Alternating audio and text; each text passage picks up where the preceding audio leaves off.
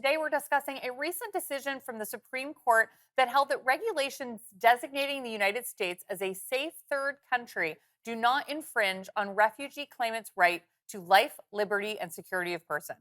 In 2002, Canada and the United States entered a treaty called the Safe Third Country Agreement.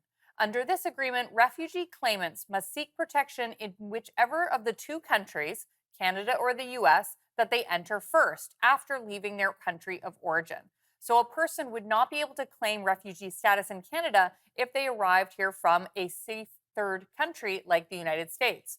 A group of refugees who arrived in Canada via the United States in 2017 challenged the regulation designating the US as a safe third country.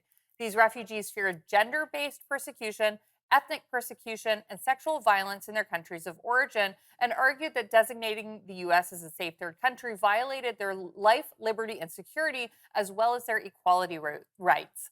Well, the Supreme Court has found that the law did not violate the right to liberty and security of person, but they did send it back to federal court on the equality right question. Here today to discuss this case are two experts, Connor Bildfell and Eva Krajewska.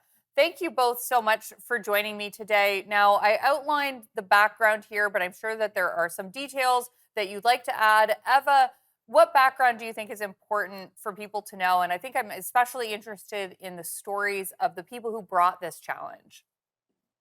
Right. So the stories of the people who brought this challenge were different refugees seeking refugee status in Canada.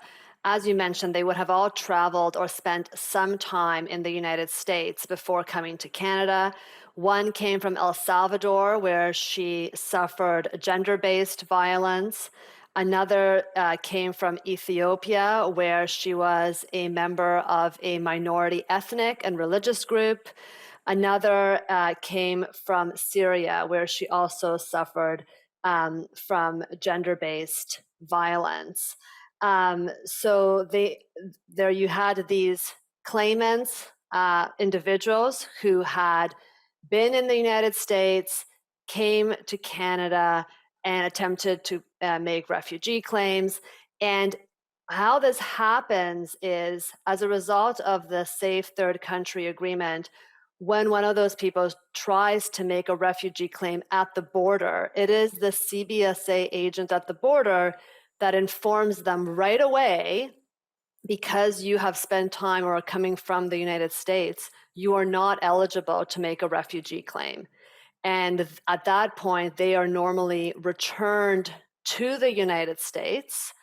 And some of these claimants were returned to the United States unless they're able to very quickly and expeditiously obtain some form of discretionary relief to be able to stay in Canada despite this agreement. And this discretionary relief, I think we'll speak to quite a bit in the program.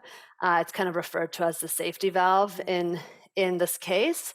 But that becomes very important as part of the legal argument and the Now, constitutional analysis. Connor, any details that you'd like to add, including why a treaty like this matters to governments like Canada and the United States? Why, from a policy perspective, they might have entered into an agreement like this? It's a great question, Christina. I think that Eva covered the background quite nicely. I would add 2 points just to situate the discussion. First, the context really focuses on this safe third country agreement. And 2 decades ago, Canada and the US entered into this agreement for the express purpose of abiding by their international refugee obligations. The cornerstone of the international refugee framework is the idea of non-refoulement. And non-refoulement is the principle that a state cannot return a refugee claimant to face torture or persecution or other serious harms. Now, they entered into this agreement on the basis that they would each comply with these obligations. But over the years, concerns started to mount, and particularly during the Trump administration, that in fact the United States wasn't complying with these obligations. And in that context, this is where this case arises, amidst those concerns that in fact those obligations were not being respected. And as you mentioned in the introduction, Christine, this particular case focuses on Canadian laws that implement Mhm. the Safe Third Country Treaty Right. between Canada and the United States. And Now, in particular, it's focused on the right. regulation, On safe third country. marking it as a, that's Connor, right. we've got to go to break, but we'll be right back.